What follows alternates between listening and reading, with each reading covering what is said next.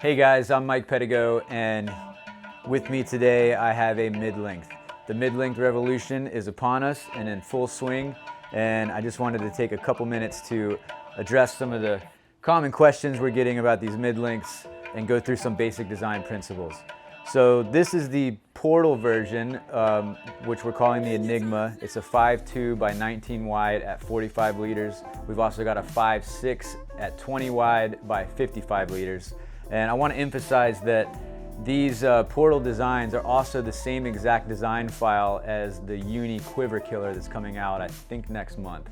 So let's go through some of the basic design principles here. On the hull, we've got a simple displacement style design, and this is what allows this board to move through the water easily and catch waves easier.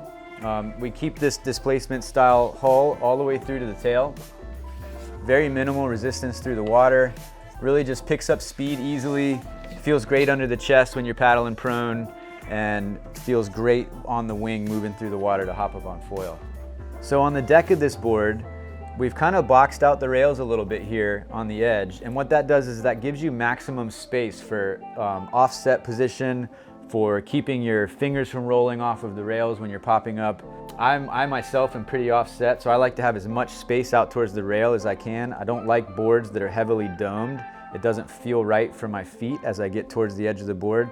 So we've taken that maxing out this surface area approach for your feet and your hands on the deck by boxing out just the top edge of that rail and creating the maximum kind of surface area for your limbs. One thing that is happening now with the mid-lengths we're designing that wasn't happening, say, 5 years ago, is the box placement. We've moved the box places forward significantly, and what that does is it allows the pendulum effect for swing weight to be further forward, which makes a board like this end up feeling a lot lighter under the feet when you're pumping. One of my biggest draws towards the mid-length, other than its ease of paddling, is the fact that once you get on a wave, because of where the volume and weight distribution is and the box placements, it feels like you're on a much smaller board than you are. So when you're laying down and paddling on it, it feels like a big board because you have the volume and you have the speed. And then when you get on your feet, with your stance relatively in the middle of the board, you actually don't have a ton of board in front of your front foot. So when it comes to whipping it around and doing big carves, you really don't feel like you're on that much bigger of a board. So you can still get that kind of aggressive surf style even though you're on a much bigger volume board. We've been using these boards for prone surf in small waves and prone surf in bigger waves. You can use it as a step-up style board.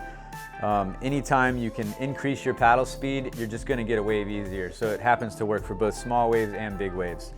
We've also been winging on this a ton. 5.2 or the 5.6 working great for winging.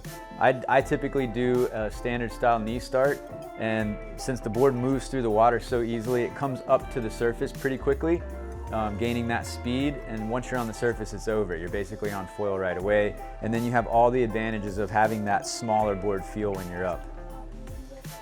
If you've got any other questions about our mid-lengths, then reach out to me or Eric Antonsen on Instagram. Otherwise, the uni version is coming out really soon here, so stoked on that, and get yourself on a mid-length and give it a go. Cheers.